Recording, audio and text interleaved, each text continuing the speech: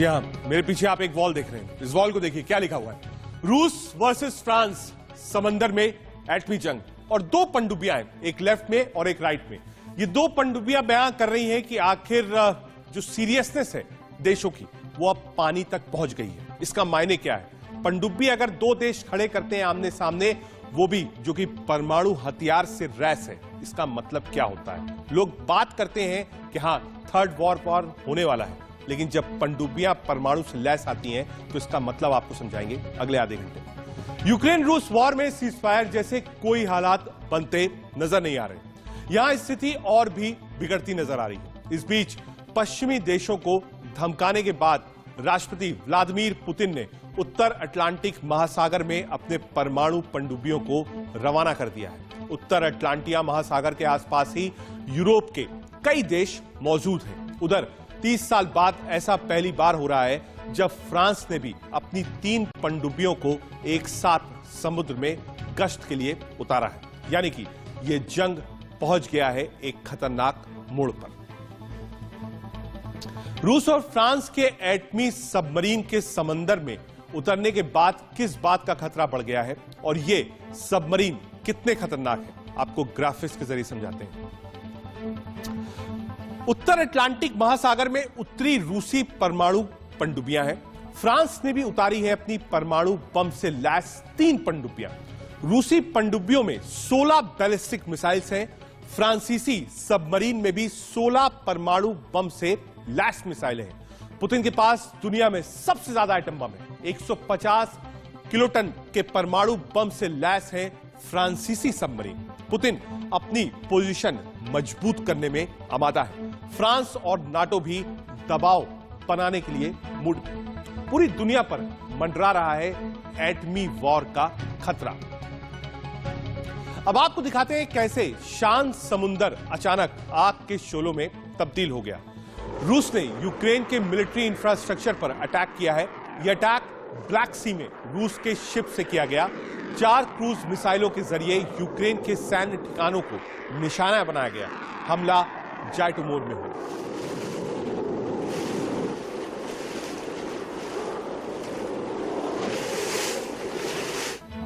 Ukraine जंग दिन ब दिन खतरनाक मोड़ पर पहुंच रही है। पुतिन के बढ़ते हमलों के बीच अमेरिका के राष्ट्रपति ने मोल लिया है सबसे बड़ा जोखिम। वो जंग के मैदान से महज 80 से 100 किलोमीटर की दूरी पर है। यहां से उन्होंने वॉर क्रिमिनल कहकर कैसे पुतिन को ललकारा, देखिए ये रिपोर्ट। बम और बारूद के एकदम करीब पहुंचे अमेरिका के राष्ट्रपति।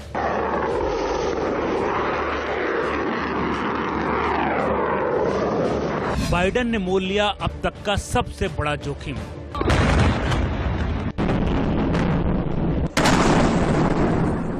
जंग के बीच पहुंच गए यूक्रेन से सटे पोलैंड।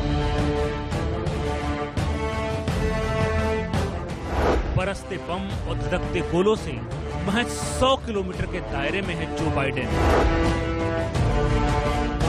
बाइडेन का ये जोखिम क्या कहता है, आइए समझते हैं। बाइडेन यहाँ सबसे पहले यूक्रेनी शरणार्थियों के बीच पहुंचे और लोकतंत्र की दुहाई दी।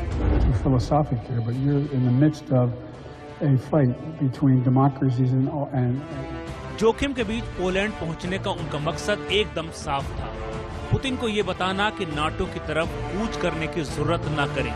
यहाँ वो अमेरिकी सैनिकों के बीच भी पहुंचे और रूस को जता दिया कि हमारी तैयारी पूरी है। यहाँ बाइडेन ने सैनिकों के साथ पिज्जा भी खाया और अपने और नेटो सैनिकों के साथ सेल्फी भी ली। बाइडेन के साथ पोलैंड के प्रेसिडेंट भी थे। यहाँ उन्होंने पोलैंड की जमकर तारीफ की, क्योंकि पोलैंड ने वक्त पर यूक्रेनी शरणार्थियों को अपने यहाँ शरण जो दी। फिर बाइडेन ने जमकर पुतिन को कोसा और फिर से उन्हें युद्ध अपराधी बताया।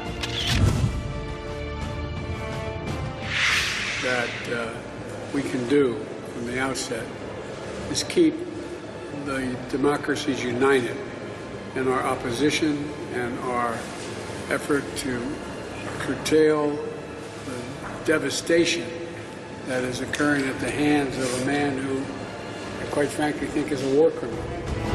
उधर जंग के मैदान में यूक्रेन के सैनिक कीव के बाहरी इलाके में फिर से कब्जा हासिल कर रहे हैं। यहाँ उन्हें अमेरिकी स्वयंसेवकों का साथ जो मिल रहा है। साफ है यूक्रेन पर एक झटके में जबरदस्त जीत की उम्मीद संजोए पुतिन के मंसूबे पर पानी फिर चुका है। शायद यही वजह है कि अपनी नाक बचाने के लिए रूस के रक्षा मंत्रालय को ये कहना पड़ा कि जंग का उनका पहला फेज सफल और पूरा हो गया। अब रूस पूरी तरह से पूर्वी यूक्रेन के डोनबास इलाके में फोकस है। जाहिर है यहाँ रूसी समर्थकों का बोलबाला है। वहीं जहाँ यूक्रेन के लोगों की तादाद ज्यादा है, वहाँ से रूसी टैंक अब पीछे हटने लगे हैं। खुफिया सूत्रों का कहना है कि जिस तरह से यूक्रेन के सैनिकों ने रूसी सप्लाई लाइन को तबाह किया है, उससे साफ है कि रूस ज्यादा दिन तक उन इलाकों पर नहीं ठहर सकता जहां उसने कब्जा किया है। यही वजह है कि कीव के बाहरी इलाके पर यूक्रेन के फौजी दोबारा बढ़त बढ़ाने में कामयाब हो रहे हैं। कीव से 60 किलोमीटर दूर जंग लड़ रहे एक यूक्रेनी फौजी फुका ने बताया कि कैसे एक महीने पहले उन्होंने इस जंग की तैयारी की थी। I told my wife to grab the children and to hide in the basement, and I went to the drafting station and joined my unit straight away. And the next day, from the army base, we moved to the front line. My wife and children were under occupation for 2 weeks, but then they managed to escape through a humanitarian corridor. Ukraine के army chief के मुताबिक रूसी फौजों का चर्निहिव, Mariupol, Sumi और Kharkiv में बने रहना उनके लिए एक चुनौती भरा होगा, क्योंकि उन तक रसद पहुंचाने की सप्लाई लाइन टूट गई है। उधर 4.5 करोड़ लोग बेघर हो चुके हैं। यूक्रेन को लगता है कि सब कुछ जल्द खत्म हो जाएगा। जल्द ही उनको शरणार्थी की जिंदगी जीने से छुटकारा भी मिल जाएगा। Support. We need support. We believe in ourselves and believe strongly. Please support us and our children. A huge thanks for you all. Bureau report, India news. Saran की आवाज, बड़ी खबर। अमेरिकी राष्ट्रपति बाइडेन ने पुतिन को कसाई कहा है। जी हां, पुतिन को कसाई कहा है। शरणार्थियों से मिलने के बाद बाइडेन का यह बड़ा बयान सामने आया है। मुझे पता है युद्ध क्षेत्र में होना कैसा होता है, यह बाइडेन ने कहा है।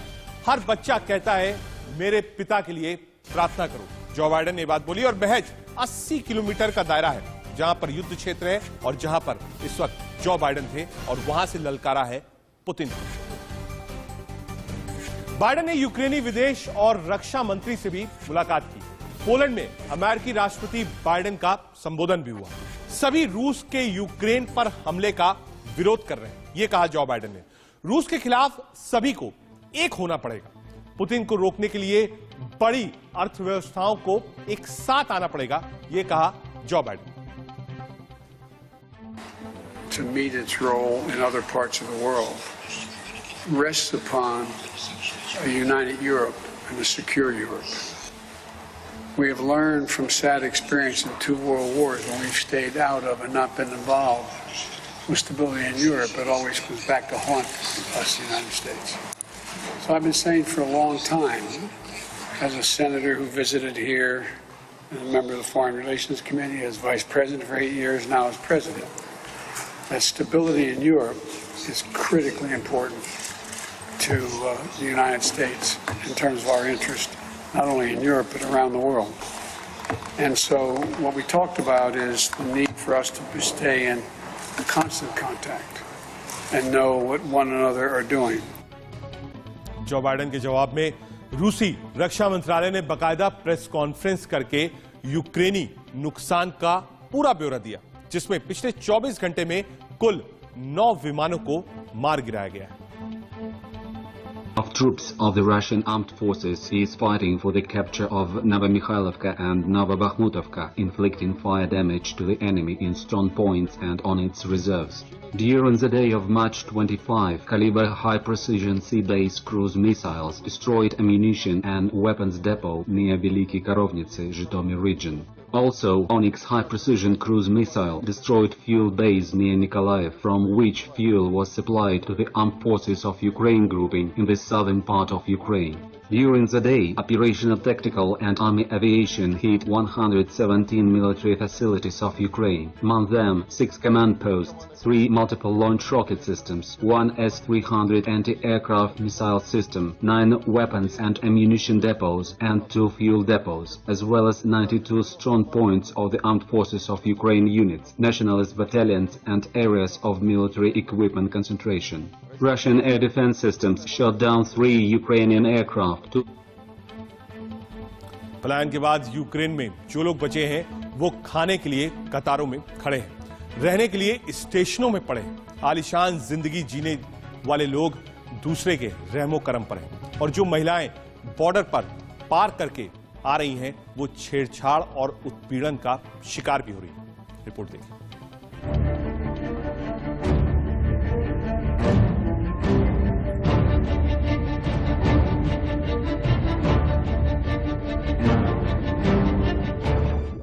जंग को 1 महीना हो गया। क्या आपने सोचा कि इन ऊंची ऊंची इमारतों में रहने वाले लोग गए कहां? क्या आपने सोचा कि मलबे में बदल चुकी इस बस्ती के लोग गए कहां? क्या आपने सोचा कि इन कोठियों और मोहल्ले में रहने वाले लोग अब कहां रहते होंगे? आइए आपको दिखाते हैं यूक्रेन में 24 फरवरी से पहले यूक्रेन के आलीशान और सुकून की जिंदगी जीने वाले लोग अब कहां रहते हैं। ये लोग खड़े हैं एक ब्रेड को पाने के लिए अब लंबी लंबी कतारों में। ये लोग सिर छुपाने के लिए देश के अंडरग्राउंड मेट्रो स्टेशनों में पड़े हैं। देखिए खार्किव के इस मेट्रो स्टेशन के भीतर का नजारा।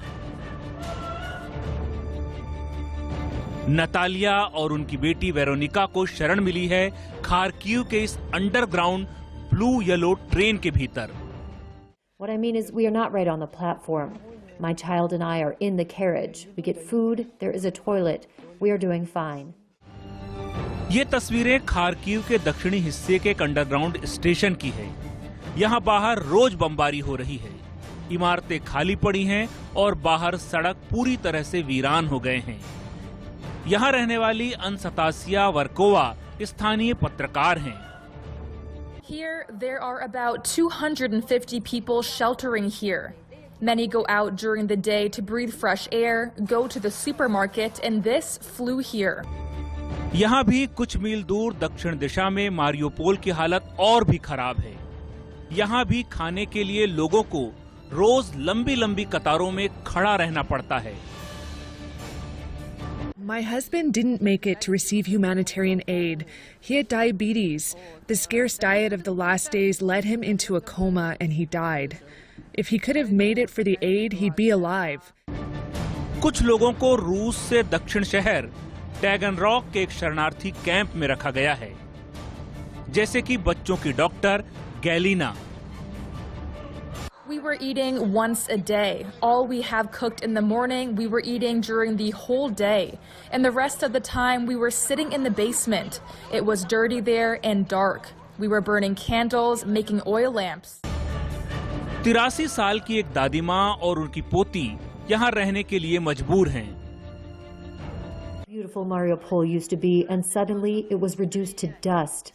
How dare you fire at people? They are animals, not humans. Kindergartens, stores, schools. School nearby was destroyed.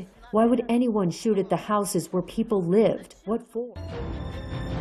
इतनी बर्बादी के बाद भी रूस का दावा है कि उसने आम लोगों को कभी निशाना नहीं बनाया। वहीं इस जंग को उकसाने वालों में एक अमेरिका ने अब तक 1 लाख लोगों की मदद के लिए हाथ आगे बढ़ाया है और साथ ही $1 बिलियन की मानवीय सहायता भी मुहैया करवाई है। द्वितीय विश्व युद्ध के बाद बने इस भयंकर हालात के बाद अमेरिका के राष्ट्रपति जो बाइडेन ने ब्रुसेल्स में यूरोपीय नेताओं से मुलाकात की और सबसे मदद करने की अपील की है। Not something that Poland or Romania or Germany should carry on their own. This is an international responsibility. The United States is the leader, one of the leaders in the international community, to be engaged and do all we can to ease the suffering and pain of innocent women and children and men, for that matter. हालात ये हो गए हैं कि अब यहाँ जीना है तो पलायन जरूरी है। UNHRC की रिपोर्ट तो चौंकाने वाली है। 1 करोड़ लोग यूक्रेन छोड़ चुके हैं। 3 लाख से ज्यादा लोग भुखमरी की कगार पर हैं। 2500 बच्चों को किडनैप कर लिया गया है। 15 लाख से ज्यादा बच्चे यहां बेघर हो गए हैं। इतना सब कुछ होने के बाद भी यूक्रेनी सैनिकों की हरकतें देश को बदनाम करने वाली हैं। पलायन के वक्त बॉर्डर पर महिलाओं के कपड़े उतरवाए जा रहे हैं। जांच के नाम पर उनके शरीर को गलत तरीके से छुआ जा रहा है। यही नहीं, उनके बाल भी नोचे जा रहे हैं। इस जंग से साफ है, यह इंसान के भीतर का जानवर बहुत खतरनाक हो गया है। यूक्रेन के लोग न जाने किस अभिशाप को भोगने के लिए मजबूर हैं। Bureau report, India news. हमारी एक खास पेशकश जारी रहेगी, लेकिन फिलहाल एक छोटा सा ब्रेक।